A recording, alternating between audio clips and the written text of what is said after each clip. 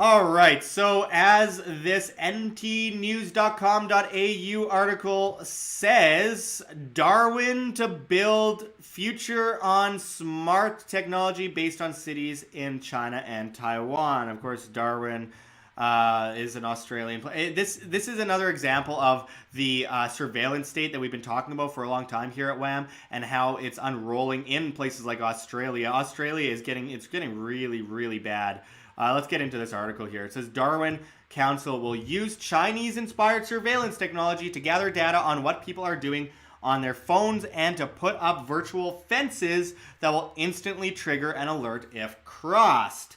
The concept for the smart technology comes from Shenzhen and has seen facial recognition surveillance to create a controversial social credit system where people earn or lose points based on the way they behave. Council's Innovation, Growth and Development Services General Manager Josh Sattler said the poles, fitted with speakers, cameras, and Wi-Fi, would allow Council to gain data on how many people walk on what footpaths and where they use certain websites and apps in the city. Oh man, the artificial intelligence program will be watching. We won't be, he said. We'll be getting sent an alarm saying there's a person in that area that you've put a virtual fence around. Boom, an alert goes out to whatever authority, whether it's us or police, to say, look at camera 5. The CCTV component of the polls will be rolled out by Anzac Day, with the Smart City platform to be finished by the end of a financial year. Mr. Sattler said Darwin would be the first city in Australia to adopt the technology. And I quote, "At the moment, we're going off whoever screams the loudest, and sometimes that doesn't represent the full voice of the community," he said. It's about having the data to make the informed decisions, and we can get benefits for the rest of the community. Mr. Sattler said the next 6 months would see major changes to the technology, and local businesses could be the big winners. And I quote, "It will tell us where people are using Wi-Fi, what they're using Wi-Fi for, are they watching YouTube, etc. All these bits of information we can share with businesses. We can let businesses know, hey, 80% of people actually use Instagram within this area of the city between these hours," he said. What does that tell a business? Get on Instagram between these hours, put up new posts. You'll connect with a lot more people. Oh my God, the excuses. Charles Darwin University law lecturer Dr. Jenny Ng, or Nug, I don't know how to pronounce that last name, Gee or something, I don't know, said people can have a technology-friendly environment if they learn how to use it safely and have a better understanding of the different levels of privacy. And I quote, "It's only fair to tell the public if the public Wi-Fi, for example, is less secure than a personal Wi-Fi," she said. In such cases, if you want to have a highly secure network with high privacy features on the internet, you will have to use your personal Wi-Fi, which employs such features. Dr. NG said the purpose of the smart technology wasn't for penalizing pedestrians, as had been seen in Shenzhen. Right, I'm sure that's totally not the intention long term. And I quote, "Their intentions are different. They want to track your every move and come up with social credit systems," she said. "We don't have that system here. I don't think we're going to have it here anyway." It wasn't too sure there. Instead, CCTV could act as it did in other parts of society. And I quote, "We already use CCTV cameras in places such as banks. It's to create safety systems, and we don't object to it because we know it creates a safety system." It's all under the guise of convenience, folks. And I got to mention, the banks, first of all, I realize that banks can be considered somewhat public entities because of their fractional reserve lending, which individuals have to pay because they print money, and then individuals in their taxes pay off the interest on the debt. But with that said, a bank is still a different entity than a public street as far as security cameras go.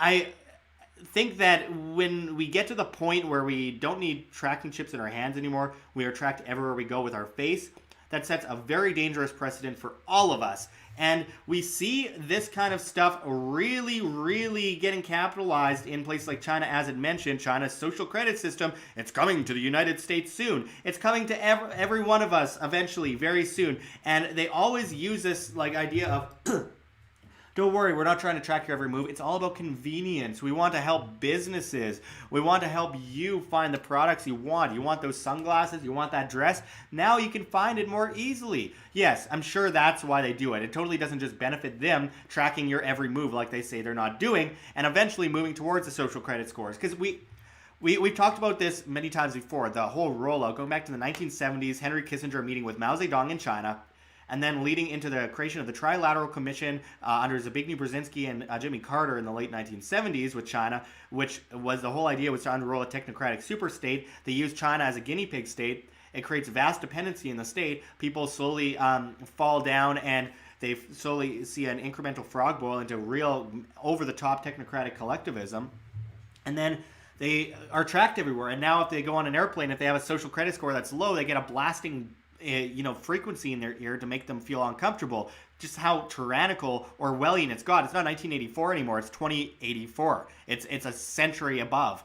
And then on top of that, they have facial recognition goggles, the police in a lot of cases, where they could see people's face in China with their social credit score over their head. Do you honestly think they're not doing that in Australia? They're already doing that to an extent in Australia with their attempt to roll out facial recognition passports at airports and complete face scans.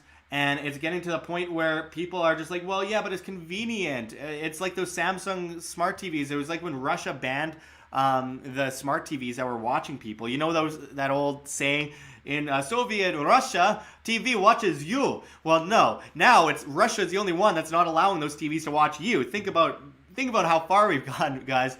It's gotten so crazy. And of course, the government only does what it benefits from personally. They're not doing this for your convenience. They have an ulterior motive, 100%, and stop. There's absolutely no getting around that. We were called crazy 5 years ago, 10 years ago, when we said China was unrolling the system.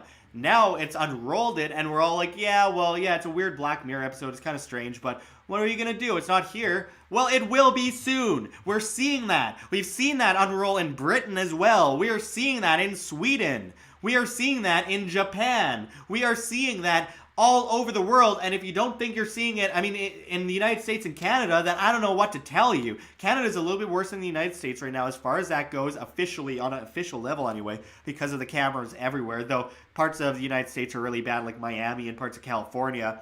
The toll roads in Miami are absolutely ridiculous, flashing you all the time and then sending you mail. But that's just a beginning factor that plays into what they're already doing in China, where if people jaywalk across the street, they instantly get their face on a giant billboard screen, zoomed in on their face, and in moments they get an SMS message on their text, on their phone, with their fine for jaywalking. The fact that this has been allowed is just so incredibly signatory of how enslaved we've gotten, folks. This is dangerous, and let's not forget what the total agenda is long term.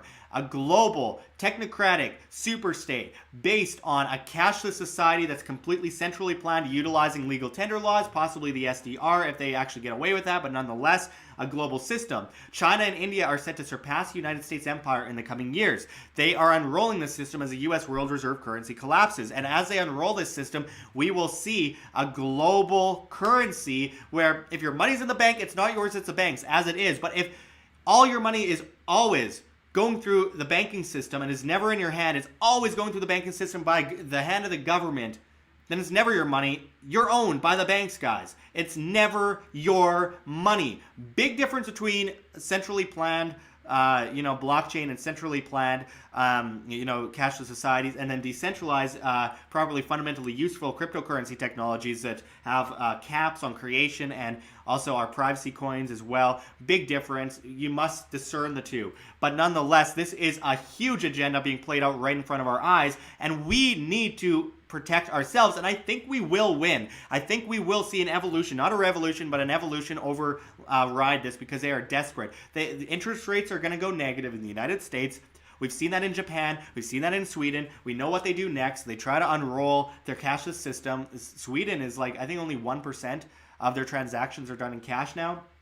And already it's a mostly cashless system in the United States and Canada as well, but they want to run or get to the point where everything's cashless.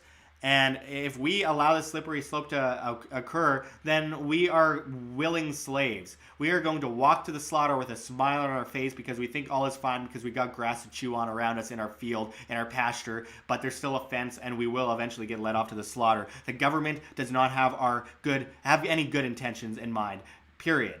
They want you to be enslaved. They want to control you. They want to lead you, and they want you to be dependent and in debt and enslaved completely. Will you allow them to take that control over you, or will you do something about it? Australia is getting so over the top, and on top of that, with their monetary problems, with their housing bubble problems, the crash of their housing market, with their central bank, how far will they go? Banning more people from entering their country? The giant land mass that's so communistic because government control of land, insinuates that government owns that land, which means they own all which is in that land, which means it's a giant prison.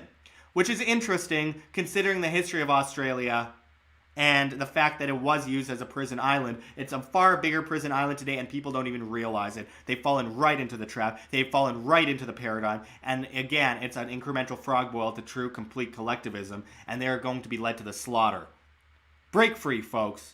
Be independent. Be responsible. Don't allow yourself to be used to sacrifice as a pawn for the king and the queen. We don't know how many more times we can say this, and you are watching this play out, and what are you doing about it? Oh, well, it can't get much worse. Well, we got to do what we can. Oh, I have a job. I don't have time.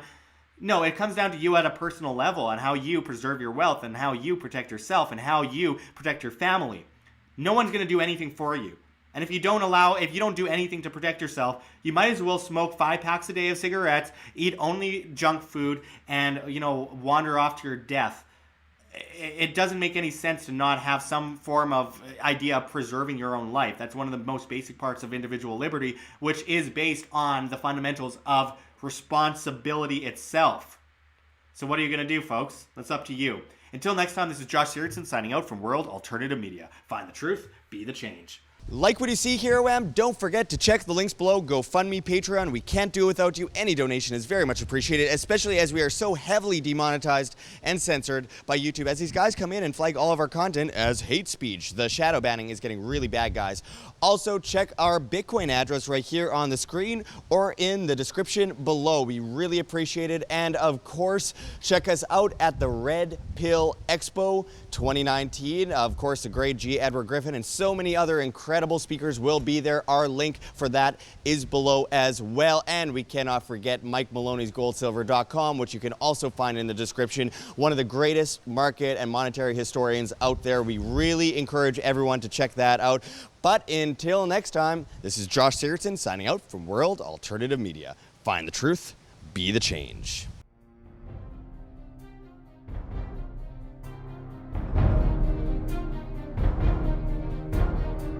I'm sure you have already changed people's minds in your young age because you're involved, and I like that.